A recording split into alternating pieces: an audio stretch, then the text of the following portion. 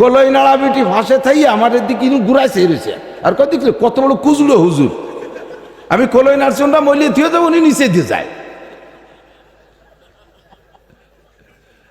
আমি হাসতে হাসছিল ফোন হয়ে যাচ্ছি, ও আমারে বিপদে ফেলাবে বলে কলই নাড়ছে। আমি বিপদ থেকে পাশ কাটিয়ে চলে যাচ্ছি বলে আমার বড় রাগ।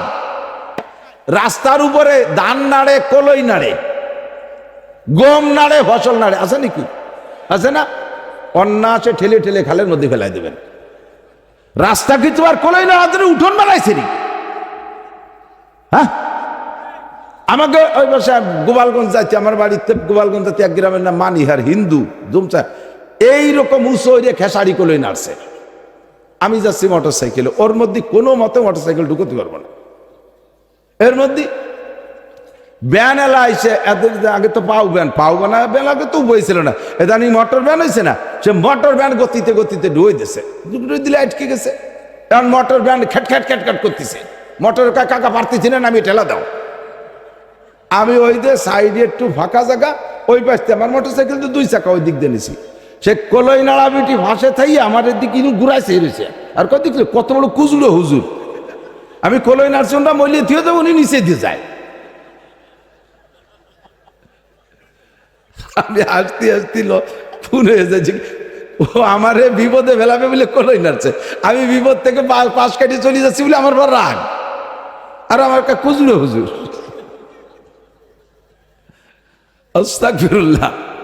ইবাদতুল আযা, রাস্তায় কলই নাড়া, ধান নাড়া, যে কোনো ফসল রাস্তা থেকে নেওয়া, এটা সম্পূর্ণ হারাম, জায়েজ নেই। আপনি মানুষকে কষ্ট দিচ্ছেন, গাড়িওয়ালারে কষ্ট দিচ্ছেন, হাঁটাওয়ালারে কষ্ট দিচ্ছেন, কথা বলেন না কেন? আর ফসল সাইডে হলি মহিলারা সব নিয়ে রাস্তায় চলে যাবে। আল্লাহরে কই যে আল্লাহ দান দাও, কলই দাও, মুসড়ি দাও, দুনিয়া দাও, পিঁয়াজ দাও, সবটা দাও। আল্লাহ কয় তোরা মৌলবীরা তো দোয়া হরিস যে দেশে যদি সাইডে হয় তাহলে তোমরা সাইডে কালেকশন হতে পারো, কিন্তু ফসল সাইডে দিল্লি দেওয়া যে রাস্তায় যে ড্যান্স করতেছে, দিন ভরে রাস্তায় মলি ভেঙে থুইছে, আমরা মলি টলি দিয়েছি। আগে তো মল তো গরু দিয়ে, এখন মলের অফিসার দিয়ে, প্রাইভেট কার দিয়ে বড় বড় অফিসার মুফতি সব মুহাদ্দিসকে জুড়িয়ে দিয়েছে গরুর মতো। আমরা মলি টলি থুয়ে যাব, সন্ধ্যের আগে আসরের পরে যে মহিলায় কুলো নিয়ে ড্যান্স করতে তালে। আল্লাহকে দান দেব কি, দিলি তো নিয়ে বৌদের রাস্তায় নাচাতি তালে, তাও ফসল সাইডে দিলি রাস্তায় উঠে যায়, ফেলা দেবেন ঠেলিয়া। ইমাতাতুল আযানিত তরিক, এটা ইমানের অঙ্গ। কেন আপনি নাড়বেন রাস্তায়? আপনার বাড়ি নাড়েন, এই রাস্তা যদি পাকা না হতো, মাটি হতো, তাহলে কেতেন, সে সময় তো আসতেন না। এই জন্যই জায়গায় জায়গায় যে এলাকায় ফসল বেশি নাড়ে সেই এলাকায় দোয়া করি, আল্লাহ এই রাস্তা যেন ভেঙ্গে ছিল সুরমার হয়ে যায়।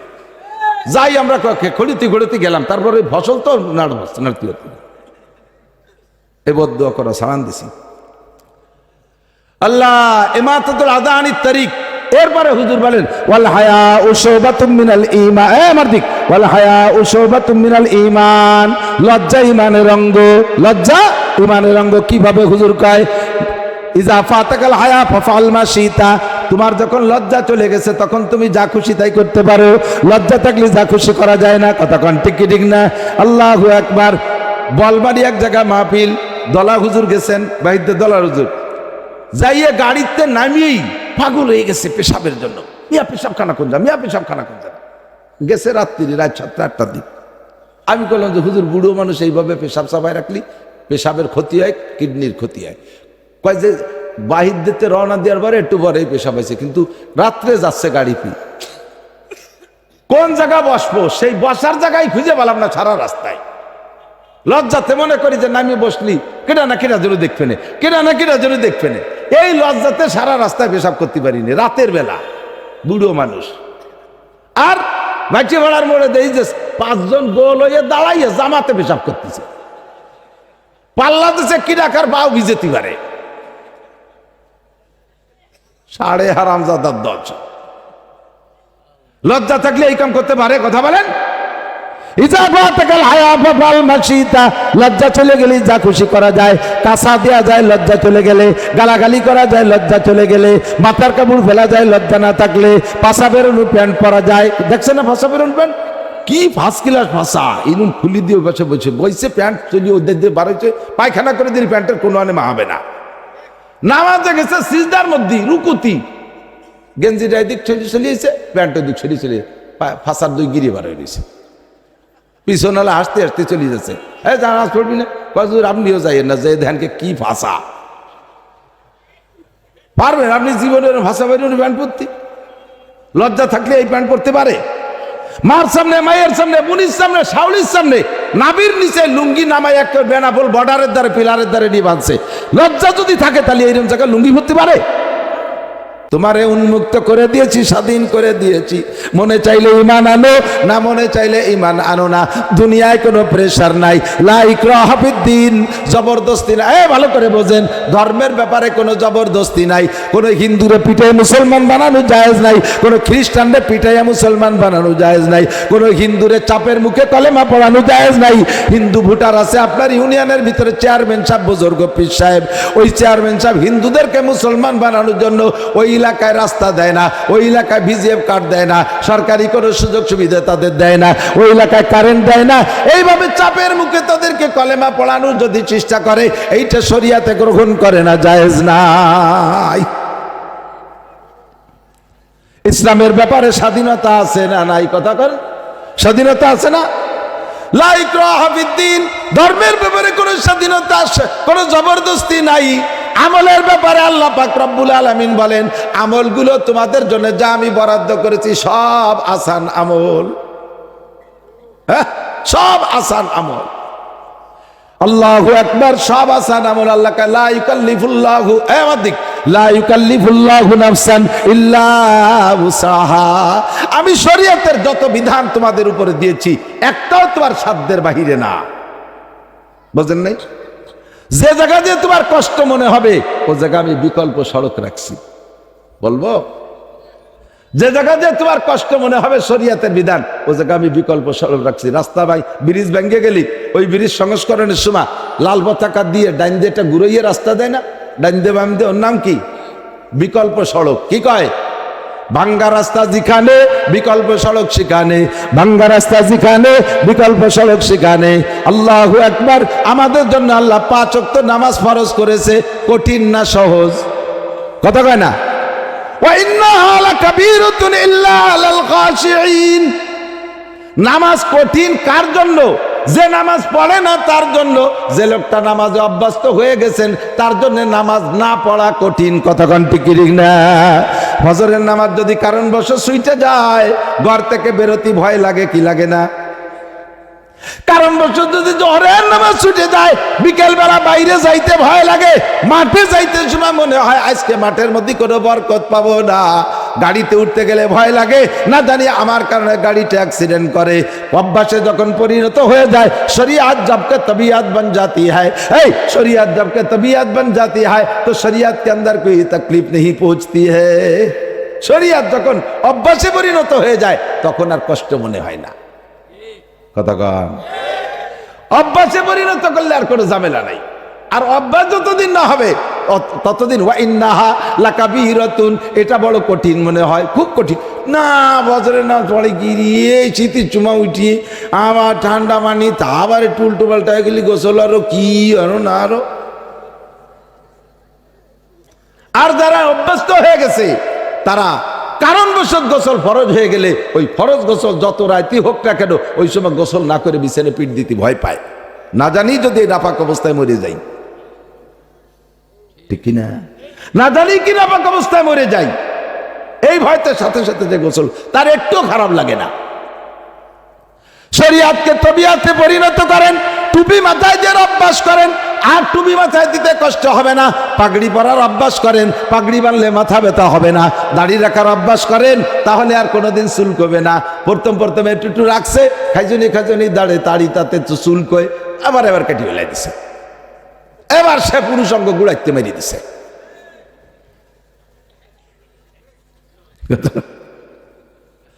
আমার এক দাদা খুব রসিক, তো উনি আইছেন, ওই হচ্ছে দাড়ি ছোট।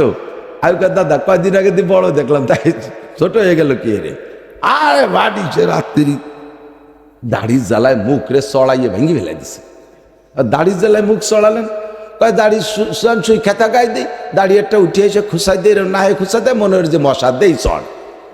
এবার আর একটা এসে ঠেলাতে মনে হচ্ছে মশা দিয়ে রাতটা ভর গেছে, বুক চড়ায় ভাঙছি, এসে সকালে কেটে খাটাই রেখেছি।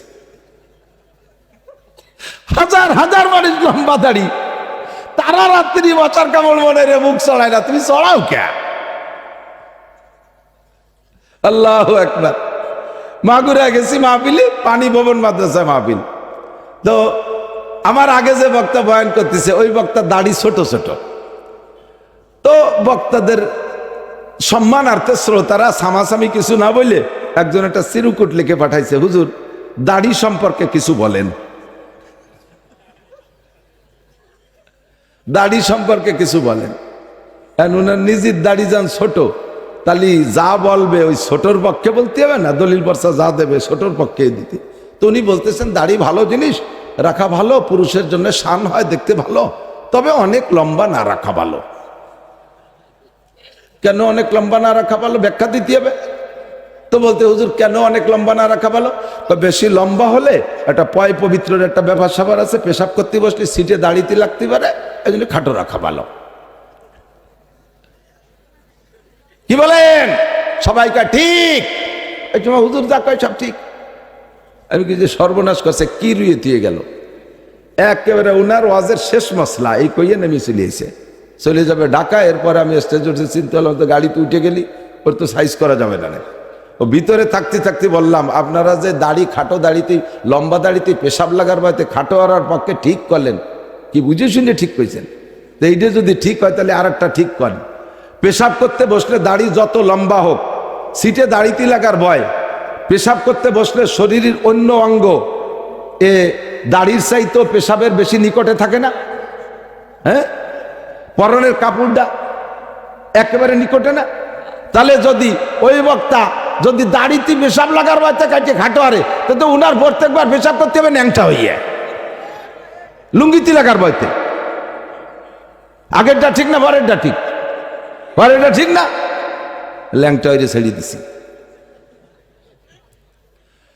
সুন্নতি পোশাকের অভ্যাস হয়ে গেলে আর সুন্নতি পোশাকে খারাপ লাগবে না। দস্তারখানের অভ্যাস হয়ে গেলে আর দস্তারখান বিছানুকে বিরক্ত মনে হবে না।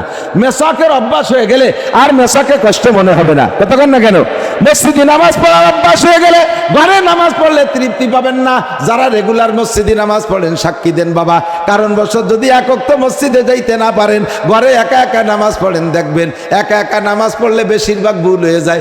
4 রিকাতালা নামাজে তো গড়বড় বাঁধবেই। 3 রিকাতেতে শুরু হয় 3 না 5, 4 না 5, 5 না 2, 2 না 1, নাকি বললাম না, নাকি এলাম।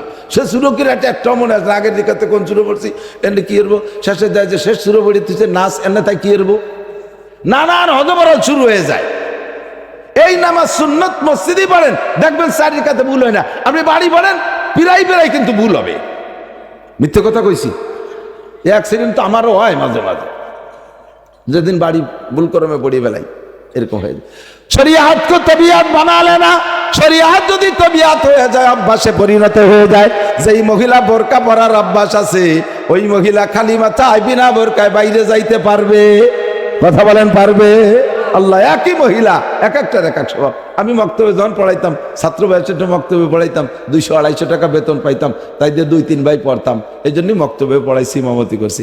তো সেই সময় ওই মেয়েরা যারা আসতো পড়তে, একটু বড় হয়ে উঠলে তাদের বলতাম যে তোমরা বোরকা পরিয়ে এসো। তো মহিলাটা বলতেছে, হুজুর আমার ইমান আছে। হুজুর, একটা মেয়ে বলতে আমার ইমান আছে। তোমার কিরম ইমান আছে? কয় যে আগে একদিন মসজিদে জুমুদ্দিন বয়ান করছে, আমাকে বাড়িতে ভাসে, আপনি বলছেন যে যার লজ্জা আছে তার ইমান আছে। আমার লজ্জা আছে, এই জন্য আমার ইমান আছে। আর ইমান থাকলে তোর বোরকা লাগে না। আমি কই তোমার কিরম লজ্জা আছে? কয় হুজুর আমার বোরকা পরতে লজ্জা করে। আর লজ্জা থাকলে ইমান আছে, আর ইমান থাকলে বোরকা লাগে না। শয়তান কোথাকার! শয়তানকে আমি তো খালি শয়তান, ওটা 6.5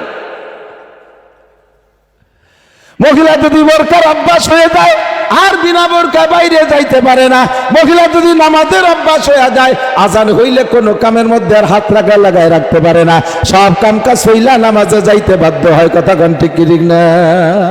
আল্লাহু আকবার বলতে যে সরে যাইতেছি যে মুনতাসির বলি নিচে আগে হাজরে আলী বাহা এলোমেলো যেটা আসে সেটি কব। রাজি আছেন ইনশাআল্লাহ? যে যে জায়গার সমস্যা ওইগুলো এসে যাবে ইনশাআল্লাহ। সবই আমার কার্য জরুরি। নুন ওয়াল কলামি আমা ইয়াসতুরুন। আমি আপনি যদি হিদায়াতের বাণী গ্রহণ না করি আল্লাহর কিছু আসে যায় না। কাজেই কোরআন শরীফের যত মাসালা আছে এগুলো বলতে গিয়ে আল্লাহর কসম খাওয়ার কোনো দরকার নাই, কসমের কোনো দরকার নাই। কসম তো সমাজে ওই লোকটাই খায় যেই লোকটা নিজের স্বার্থ উদ্ধার করতে যাইয়া বাধাগ্রস্ত হয়। স্বার্থ উদ্ধার করতে গেছে তারা বিশ্বাস করেন আমারে 10,000 টাকা দেন, কয় না তোরে টাকা দেবো না, তুই সিটার বাটপার, কয় আল্লাহর কসম শুক্রবারে দেব। এই 10,000 টাকা নেওয়ার জন্য সে কসম খায়, নিজের বিশ্বস্ততা তৈরি করে। আমার আল্লাহ তো সিটার বাটপার না, আমার আল্লাহ ধোঁকাবাজ না। আল্লাহ আমার রব্বুল আলামিন, আমার আল্লাহ পাকের কথা কেউ খাইলেও ভালো না খাইলেও ভালো। আল্লাহ কেন কসম খায়? আল্লাহ কয় তোমাদের মতো সিটার বাটপাররা আমার কথা বিশ্বাস করো না, সেই জন্য আমি কসম খাই। আমি সিটার বাটপার সেজন্য কসম খাই না। তোমরা ধোঁকাবাজ কথা খাও না, এই জন্য তোমাদের সামনে কসম খেয়ে বলি। কসম খাইলেন কিসের কসম? আল্লাহর সৃষ্টি জগতের ভিতরে যত শ্রেষ্ঠ জিনিস আছে তার মধ্যে একটা হলো কলম। 5টা জিনিস বানাইছে আল্লাহ নিজ হাত দিয়ে। 1 নম্বরে আরশ, আল্লাহর আরশ আল্লাহ হাত দিয়ে বানাইছে। 2 নম্বরে কলম বানাইছে হাত দিয়া। 3 নম্বরে জান্নাতে আদন, 8টা জান্নাতের মধ্যে জান্নাতে আদন বানাইছে আল্লাহ হাত দিয়া। 4 নম্বরে মুসা আলাইহিস সালামের তৌরাত লিখেছে আল্লাহ হাত দিয়া। 5 নম্বরে গোটা মানব জাতির মাথা বানাইছে আল্লাহ হাত দিয়া। একটু কান্না সুবহানাল্লাহ। এই 5টার প্রতি আল্লাহর দরদ বেশি, তাই আল্লাহ কলমের কসম কে বলে ওয়াল কলম। এ বান্দা ভালো করে শুনে নে, আমি কলমের কসম খেয়ে বললাম অল কলম। কি কয়? এই কসমের পরে বলে নুন ওয়াল কলামি ওয়া ইয়াসতুরুন। নবী পাককে সান্ত্বনা দিচ্ছে, মা আনতা বিনিমাতি রাব্বিকা বিমাজনুন। হে নবী, আপনারে মক্কার আরবের কাফেররা পাগল কয়, আপনারে পাগল কয়। আপনি নাকি পাগল? আপনি একটু মন খারাপ করবেন না, আপনি যে পাগল না এর সার্টিফাই আমি আল্লাহ করে দিলাম। মা আনতা বিনিমাতি রাব্বিকা বিমাজনুন। আপনি আপনার রবের নিয়ামত, আমার নবী পাগল না। কথা বলেন ঠিক কি ঠিক না? আমার নবীর যে পাগল কয় ওইটা একেবারে দামড়া ছাগল। জোর হলো না? ওইটা কি? দামড়া ছাগল, ফাটা ছাগল, ফাটা ফাটা। ফাটার গায়ে দেখছেন না তিব্বত আতরের গিরান? অবদার পর দাঁড়ায় থাকবে, এই পাশে 2 কিলোমিটার দূরিতে টের পাচ্ছে যে জান্টেল দাঁড়ায় রয়েছে এখানে, যার নাম হলো বোমরা ফাটা। হ্যাঁ, আমার নবীর নিয়ে যারা সমালোচনা করে, নবীকে পাগল বলে, চরিত্রহীন বলে, ওরাই অরিজিনাল চরিত্রহীন, ঠিক কিনা? মক্কার আরবের এক লোক নবী পাককে গালি দিছে, এক কাফের নবী পাককে গালি দিছে সরাসরি। তো গালি দেওয়ার পরে হুজুর আলাইহিস সালাম বললেন, এই খবর নাও, এই ছেলেটার জন্মের মধ্যে সমস্যা আছে। ছেলেটার জন্মের মধ্যে ওই ছেলেটা যদিও কাফের, ওর বিশ্বাস যে মুহাম্মদ সাল্লাল্লাহু আলাইহি ওয়াসাল্লাম যা বলছে ওর মধ্যে সন্দেহ নাই। ও ডাইরেক্ট ওর মার কাছে চলে গেছে, মা মুহাম্মাদের কলেমা পড়ি নাই, মুহাম্মাদের ইসলাম গ্রহণ করি না, তবে মুহাম্মদ মিথ্যা কথা বলে না। আমি তারে গালি দিলে সে আমাকে বলল যে এই ছেলেটার জন্মের মধ্যে সমস্যা আছে। মা তুমি সত্যি কথা কও দি, আমার জন্মের মধ্যে সমস্যা আছে নাকি? ওর মা কয় যে আল্লাহে তোর জন্মের মধ্যে সমস্যা আছে, তুই যে বাপের পরিচয় দিস ওটা তোর বাপ না।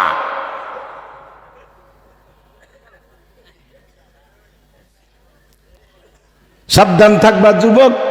দলের বলে, ক্ষমতার বলে, আরে অন্য কোন বলে, তুমি যাই কিছু করো না কেন উলামায়ে কেরামরা গালি দিও না, এটা এরা ওয়ারাসাতুল আম্বিয়া। যা করো মারামারি দাঙ্গা হাঙ্গামা করো, নিজেরা করো, মৌলবীকে গায়ে হাত দিও না। দিনের বেলা একটা থাপ্পড় দিবা, প্রতিশোধ তখন নিতে পারবো না। গভীর রাত্রে আমার মামলার একটা কোর্ট আছে, শেষ রাত্রে উইটা 2 রাকাত তাহাজ্জুদ পড়ে যাবি। একে চশমে জাদান গাফেলা যা শাহনাবাসী, একে চশমে জাদান গাফেলা যা শাহনাবাসী, শায়াদ কেনে গা কোনা দা গাহনাবাসী।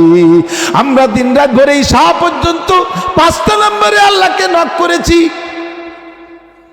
24434 আল্লাহর মোবাইল নাম্বার কত?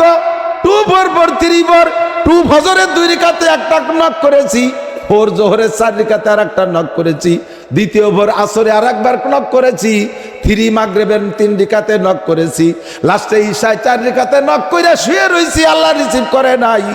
শেষ রাত্রি আল্লাহ নিজে ব্যাক কল করছে, কয় আলা মুস্তাগফিরিন ফারজুকা, আলা মুস্তাগফিরিন ফাগফিরা, আলা মুস্তারজিকিন ফারজুকা, আলা মুস্তাজবিন ফাওয়াফিয়া, আলা কাজা আলা কাজা। কে আছিস গুনাহগার চলে আয়, আমি তোর কল ব্যাক করছি, আয় উঠে আয়, তোরে ক্ষমা করব। কে আছিস অভাবী চলে আয়, আমি তোর অভাব দূর করব। কে আছিস রুগ্ন চলে আয়, আমি তোরে শিফা দিয়ে দেব। কে আছিস কোন বিপদে, আরে কারে কোন জায়গা কারা থাপড়াই চাইছে আমার কাছে মামলা দে, আমি ফজর হইতে হইতে বিচার করে ফেলাই। ছোট্ট মাদ্রাসার তালবি আলিম থাপ্পড়টা দিয়েছ বন্ধু, সেই সময় প্রতিশোধ নিতে পারে নাই। ও শেষ রাত্রে হেফজখানার ছেলে, কেরাতখানার ছেলে, ও শেষ রাত্রে উঠা 2 রাকাত নামাজ পড়ে আগে তোমার নামে মামলা দিয়ে দিয়েছে। রব্বুল আলামিন মাদ্রাসায় যদি পড়তে হয় তাহলে সম্মানের সাথে বলবো, তোমার দিন শিখতে এসে এভাবে আইসেও পাইছে, আড়াইনে বাড়াইনে রাতে চর থাপ্পড় খাবো, সহ্য হয় না। আল্লাহ কয় মন খারাপ করিস না, কোরআন শরীফ পড়তে থাক, ফজরের সময় মাইকে খবর পাবি। ফজরের নামাজের আজান হওয়ার আগে আগেই খবর আসতো, শোক সংবাদ, শোক সংবাদ, শোক সংবাদ। কি হয়েছে, অমকের বিটা অমক 16, 18, 20, 22 বছরে ধামলা, রাতের বেলা হঠাৎ করে স্ট্রোক করে মরে গেছে। এ ঘটনা ঘটতে পারে? জোরে বলো পারে? সকালবেলা মোটর সাইকেল নিয়ে রাস্তায় যাবি, বালির ট্রাকের সাথে ডলে যাবি, কুত্তর গোস্ত কোনটুক আর তোর গোস্ত কোনটুক আলাদা করা যাবে না, সাবধান থাকবি। আরে যদিও সামনের বার তোরে কইতে পারলাম না তোর জন্মের দোষ আছে, তুই জারস সন্তান হারামজাদা জাইরুর বাচ্চা, সামনের বার কইতে পারলাম না, তবে তোর বিয়াদবিতে বুঝে নেছি তোর জন্মের মধ্যে দোষ আছে। নবী পাককে আল্লাহ পাক বলেন, আপনার জন্য অপরিসীম সীমাহীন নিয়ামত পুরস্কার প্রতিদান আমার পক্ষ থেকে রয়েছে। হে নবী, আপনি 1 নম্বর পুরস্কার নিয়ে নেন। ওয়া ইন্নাকা লাআলা খুলুকিন আযীম। যে যা বলে বলুক, কিচ্ছু আসে যায় না, আপনি সর্বোত্তম চরিত্রের অধিকারী। 2.5-3 লক্ষ নবী রাসূলের, আরে দুনিয়ার সাধারণ মানুষ বাদ দাও, 2.5 লক্ষ 3 লক্ষ নবী রাসূলের চরিত্র তো বাছাই করা চরিত্র। এই 3 লক্ষ নবী রাসূলের চরিত্রকে এক জায়গা করলে যতটুকু হয়, আমার একা নবী একার চরিত্র তার চাইতে সুন্দর, ঠিক কিনা? এই নবী, যুবক আমার দিক শোন, শোনা খেয়াল করো, এই নবীওয়ালার চরিত্র তুমি অর্জন করবা, তুমিও দামি হয়ে যাবা। কত বলবো নবীওয়ালার চরিত্র, আমি 2-3 বলে শেষ করে দেবো, এর মধ্যে লিয়াকত ভাই চলে আসবে। কষ্ট হয়ে যাচ্ছে আপনাদের? বলেন 31শে জানুয়ারি কৃষির মধ্যে কি কয়ে তো নইছে, যাইলো কব আজকে। বলেন 31শে জানুয়ারি, হ্যাঁ পাবেন না? এই তারিখটা বললে নেকি হবে আজকে, অন্যদিন অন্য মাসের তা বছরের তা করলে হবে না। 31শে জানুয়ারি, একটু জোরে এখন না, আরেকবার 31শে জানুয়ারি, 1-2 ফেব্রুয়ারি 2025 টঙ্গী বিশ্ব ইজতেমা। মনে থাকবে তো?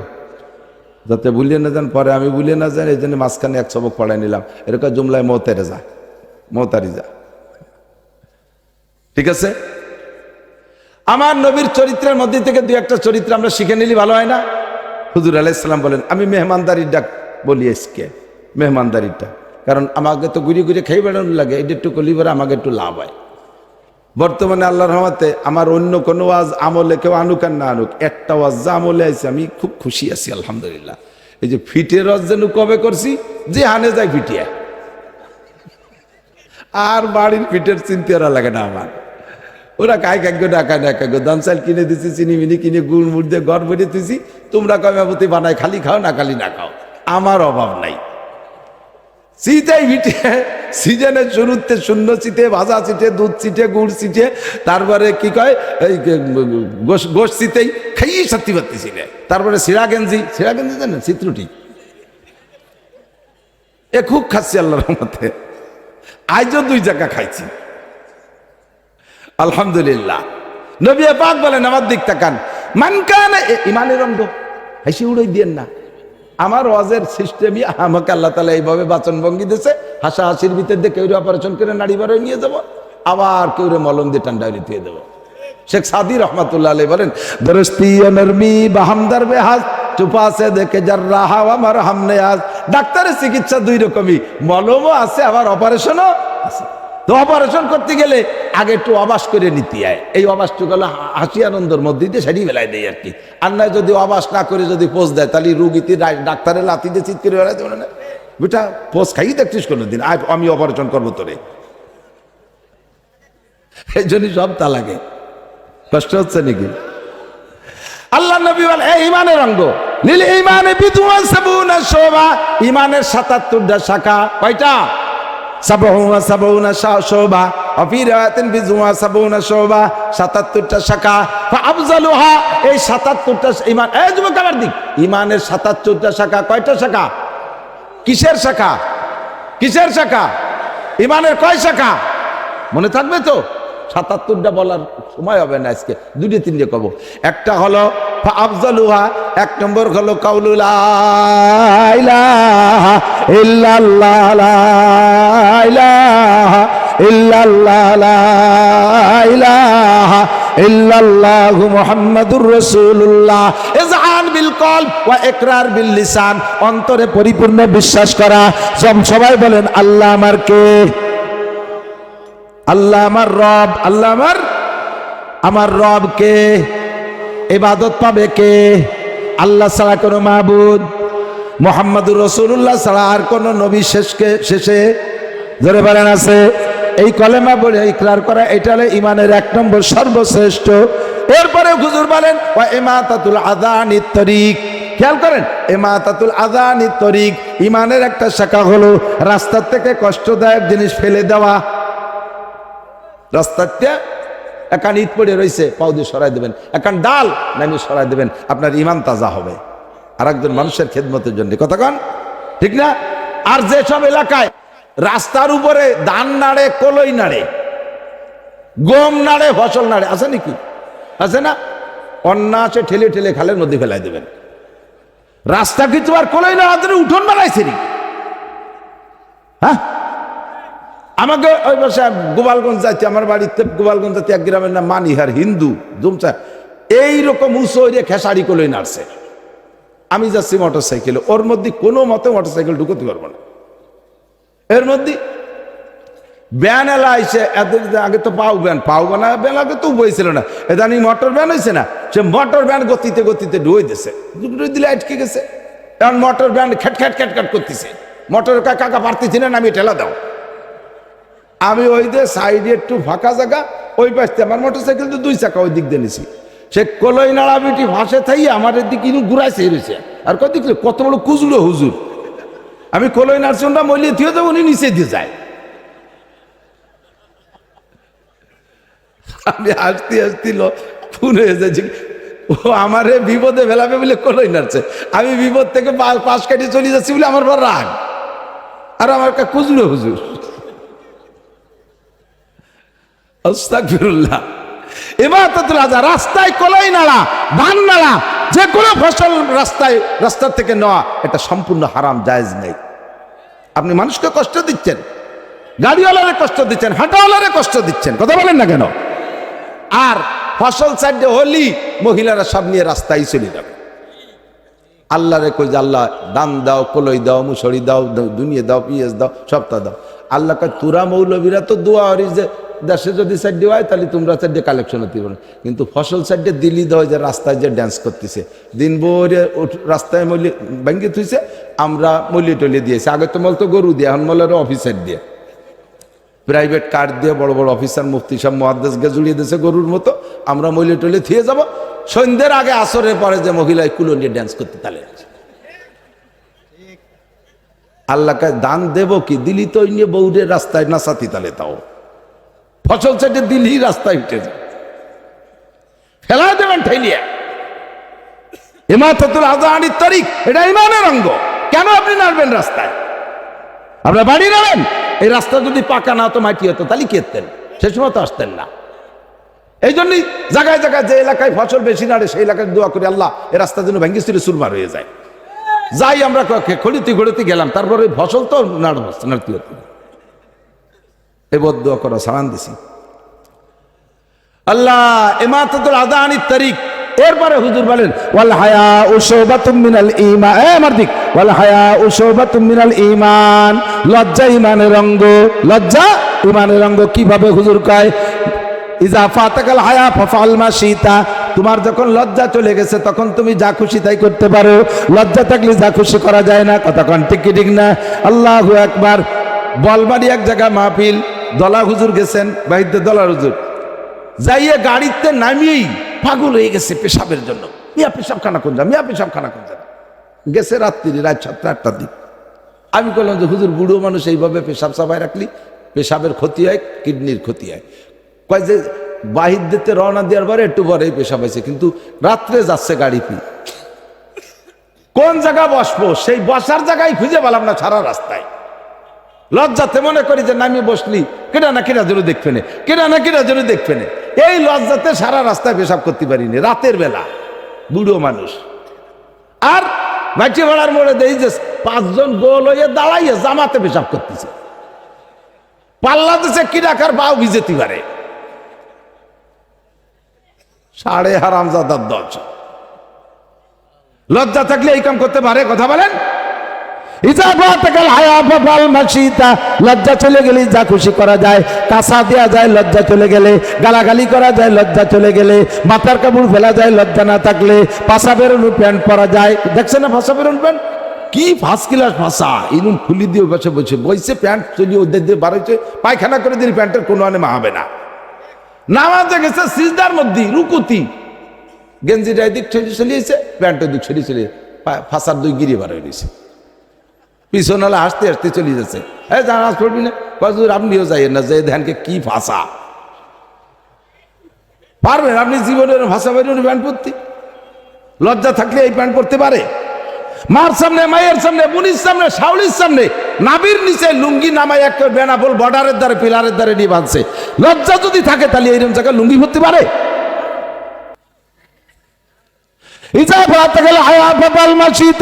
লজ্জা চলে গেলে যা খুশি তাই তুমি করতে পারো। লজ্জা ঈমানের অঙ্গ। 3টে বলে বললাম। এরপরে নবী বলেন মান কানা ইউমিনু বিল্লাহি ওয়াল ইয়াউমিল আখির ফালইউকরিম যায়ফা।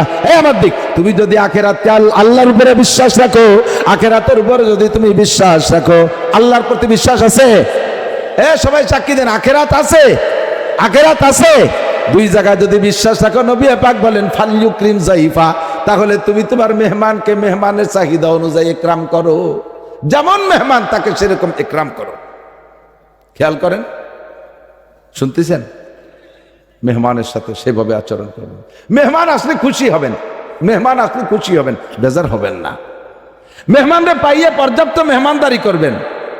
আর মেহমান কি কি চায়, কিসে খুশি, আগের তো জানা থাকলে তো জানা থাকলো, না জানা থাকলে নতুন মেহমান হলে জেনে নেবেন যে আপনি বেতাকাল্লুব। আরবিতে বলে, উলামায়ে কেরাম বলে বেতাকাল্লুব। তার মানে কোনো ডোন্ট মাইন্ড, কোনো অন্য কিছু মনে করবেন না। আপনার কি কি চাহিদা আপনি বলবেন। আপনি আমার জন্য রান্না করছেন মোটা মোটা 10-15 প্রকার, একটাও আমি খাতি পারি না। মিষ্টি মিষ্টি পিঠা বানাইছেন, আমার ডায়াবেটিস 22। তাহলে এই যে রাজবাহার যে পিঠে বানাইছেন তা জলে গেল না? আপনার মন খারাপ হবে না? আপনার বোর মন খারাপ হবে? আপনার এবারে রাত্রি একটা কিছু কবে যে তুমিও আনাড়ি, শুনবা না হুজুর কি খায়? সেভাবে সাক্ষাৎ। প্রথম সাক্ষাৎ সালাম, আসসালামু আলাইকুম রাহমাতুল্লাহ। ভদ্রতার সাথে একটা সুন্দর সালাম দেবেন, আফসোস সালাম। এরপরে মুসাফায় হাত দেবেন। এই মুসাফা, এদিক তাকান, মুসাফা করবেন। প্রত্যেকের হাতের এই বুড়ি আঙ্গুলের একের গলা পর্যন্ত হাত মিশিয়ে দিবেন। একটু এই জায়গা সোয়া দিয়ে হুজুর আসি, হুজুর মুসাফা করছে উনি। সোয়াশুই, এই সোয়াশুই মুসাফা না, সুন্দর করে হালকা ভাবে একটু চেপে ধরবেন। জোরে চাপ দিয়ে আবার আঙ্গুল কড়কড়া ভেঙে ফেলবেন না। ধরে হালকা একটু জাকি, একটু হালকা জাকি, জোরে জাকি না। 1 হাত দিয়ে করলেও হবে, 2 হাত দিয়ে করলেই সবচাইতে আদবের সাথে হবে। আর বিশেষ করে ছোটরা বড়দের সাথে কখনো 1 হাত দিয়ে মুসাফা করবেন না, যত্ন সহকারে 2 হাত দিয়ে মুসাফা করবেন। উলামায়ে কেরামের সাথে কখনো 1 হাত দিয়ে মুসাফা করবেন না, মুরব্বীদের সাথে 1 হাত দিয়ে মুসাফা করবেন, 2 হাত দিয়ে সুন্দর করে মুসাফা করবেন। 2 হাত দিয়ে মুসাফা হতে যাইয়ে এইরকম 2 হাতে মিশে ডুয়ে দেয়, তাহলে আমি কোন জায়গায় হাত দেবো? আমি কি 2 এইভাবে ধরবো না, একজনের এই পাশ একজনের এই পাশ, এভাবে করে মুসাফা। যদি এক মুসাফা করেন হালকা একটু জাকি দিয়েন, তা হালকা জাকিতে সগিরা গুনাহ জড়িয়ে যায়। জাকিটা পরিমাণ মতো দেবেন। বড় 7 ফুটি এক জুয়ন আদামরা একজন কুড়িয়ে কাড়ার একজন হাত ধরে জাকি দিছে, এনতে খুশি গেছে। শূন্যতা দেয় সগিরে গুনা যায় জাড়িয়ে মেলাতে যাইয়া সে কবিরে হাত পড়িয়ে গেছে পরিমাণ মতো। এরপরে মুআনাকা কুলাকুলি, গলার সাথে গলা মিশাবেন, গলায় গলায় মিশানোর অনুকুন মানে গলা, আর এই অনুকুনের ভাবে মুফালাতে মুশারাকাতে তরজমা, গলায় গলায় মিশানোর না বলে মুআনাকা।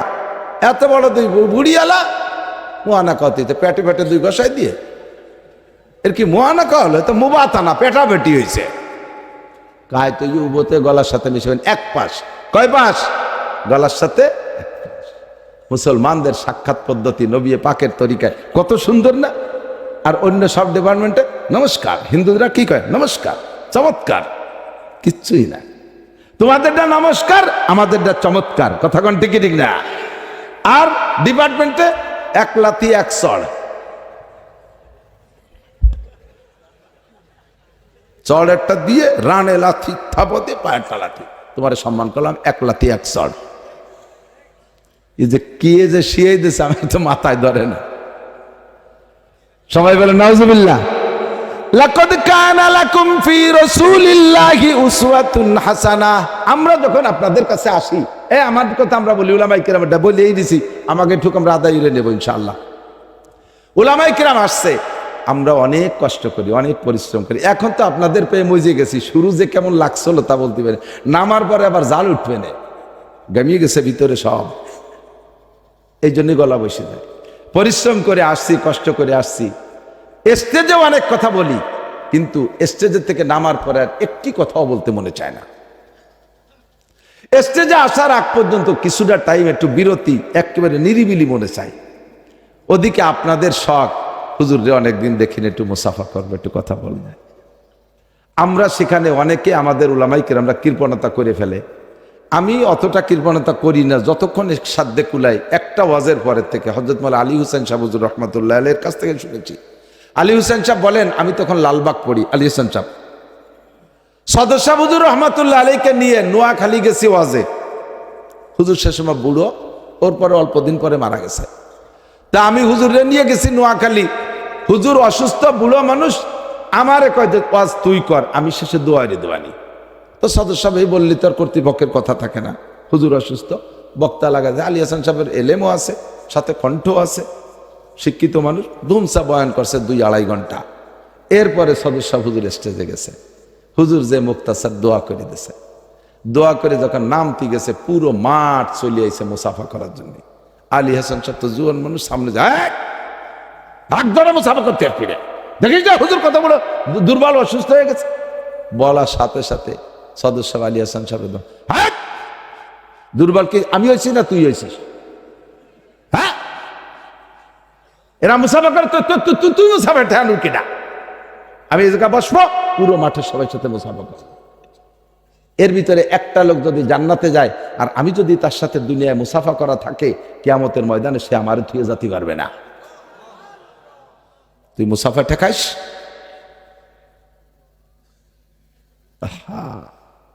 বড়দের নজর কত দূর চিন্তা করতে পারে। আর আমরা বক্তারা ভাবে জ্বালায়, এর মধ্যে পকেটের মধ্যে হাত দিতে কুচকুচ করেছে। তোমার হাতের এত দাম, তোমার হাতকে শোনাই দিবেন দা? পাবলিকের হাতের সাথে হাত মিশাইলে তোমার হাতে গন্ধ হয়, মুসাফা করলে ঘৃণা করে।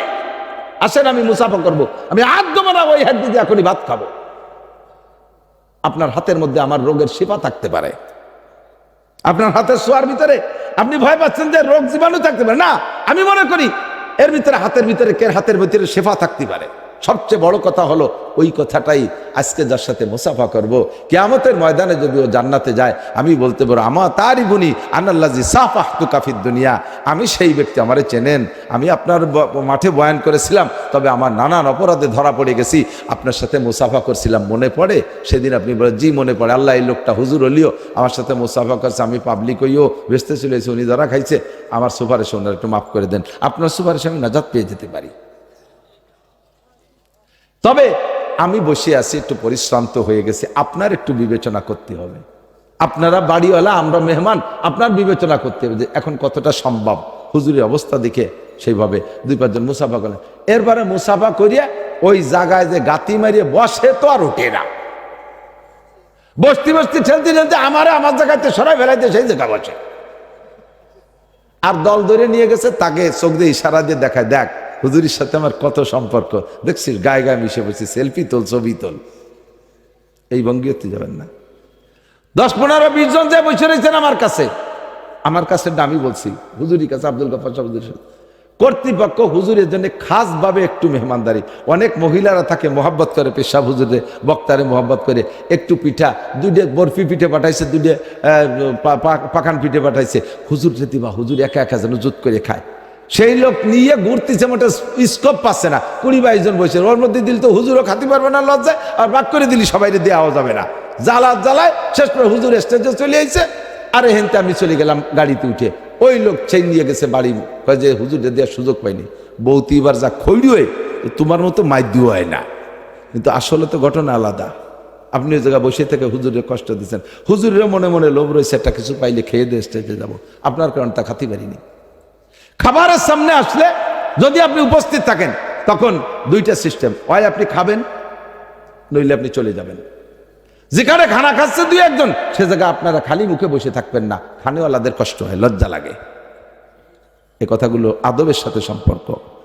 হুজুর বলেন, আল্লামানি রব্বি ফাহসানা তালিমি ওয়া আদাবানি রব্বি ফাহসানা তাদিবি, আমারে সব কিছু পড়াই দিয়েছে আমার আল্লাহ, আদব তাহজিব তামাদ্দুন আদর্শ সব আমারে আল্লাহ শিখাই দিয়েছে। আল্লাহ কোরআনে কারিমের মধ্যে বলেন, এদিক ওয়াইদা তাইমতুম ফান্তাশিরু, যখন তোমাদের খানা খাওয়া হয়ে যায় ঘর থেকে বের হয়ে যাও, ঘরের মধ্যে পালাক্রমে খানা হচ্ছে, তোমরা যে কয়জন খাইছো খাওয়া হয়ে গেছে, বের হয়ে যাও। ওই জায়গায় বসে বসে খেজুরিয়া গল্প করে করে সময় নষ্ট করো না, বাড়িওয়ালারে কষ্ট দিও না, আরো মেহমান আছে তারাও খাবে, তাদেরকে কষ্ট দিও না। ওয়াইজা তাইমতুম ফান্তাশিরু, খাওয়া হয়ে গেলে খাওয়ার জায়গা ছেড়ে দিয়ে বাইরে চলে যাও। একদল আছে বসে খাইয়ে দিয়ে এরপরে ওখানে বসে জাগর কাটতে তালে যায়, বিটিরাও খাতে পারে না, অন্য মেহমানরাও জায়গা পায় না, ঠিক কিনা? এগুলো মনে রাখবেন। এ আওয়াজের মধ্যে স্বাভাবিক কেউ কয় না, এই জন্য আমি 2 সাইডে কয়ে দিয়ে গেলাম। লেখত ভাই আসলে তাড়াতাড়ি নিয়ে আসেন, এখনই আমি আর বাইরে উঠতেছি না, স্বাস্থ্য কুলাচ্ছে না। আল্লাহু আকবার। আমার দিক, লাকাদ কানা লাকুম ফি রাসূলিল্লাহি উসওয়াতুন হাসানাহ, আমার নবীর আমলের প্রত্যেকটার মধ্যে আমার উত্তম আদর্শ রয়েছে। আমার আদর্শের জন্য দুনিয়ার কোন নেতার পিছনে দৌড়ানো লাগবে না। আমার নেতার চাইতে বড় নেতা নাই, আমার নেতার আদর্শের চাইতে ভালো আদর্শ হইতে পারে না। আমার নেতার আদর্শের উপরে যদি কেউ কলম ধরে, কেউ জবান খুলে, ওরে তার কলমটা মুসরায় ভেঙে ফেলাই দেব, তার জবানকে আমরা স্যান্ডেল দিয়ে বড় সোজা করে দেবো। কথা বলেন, আমার নবীর চরিত্রের উপরে আর কাহারও চরিত্র জগতে আসে নাই। আল্লাহ পাক রব্বুল আলামিন এই আদর্শ আমাদের অর্জন করার তৌফিক দান করে, সবাই বলি আমিন। আমি ক্লান্ত শ্রান্ত দুর্বল, আর পারতেছি না, এখনই দোয়া হবে। লিয়াকত ভাইজান মনে এসে পারবে না। আল্লাহুম্মা সাল্লি আলা মুহাম্মাদিন ওয়া আলা আলি সাইয়্যিদিনা মুহাম্মাদিন ওয়া বারিক ওয়া সাল্লিম। আল্লাহুম্মা সাল্লি আলা মুহাম্মাদিন ওয়া আলা আলি সাইয়্যিদিনা মুহাম্মাদিন ওয়া বারিক ওয়া সাল্লিম। আলহামদুলিল্লাহি রাব্বিল আলামিন, ওয়াসসালাতু ওয়াসসালামু আলা আশরাফিল আমবিয়া ওয়াল মুরসালিন। রব্বানা যালামনা আনফুসানা ওয়া ইল্লাম তাগফির লানা ওয়া তারহামনা লানাকুনান্না মিনাল খাসিরিন।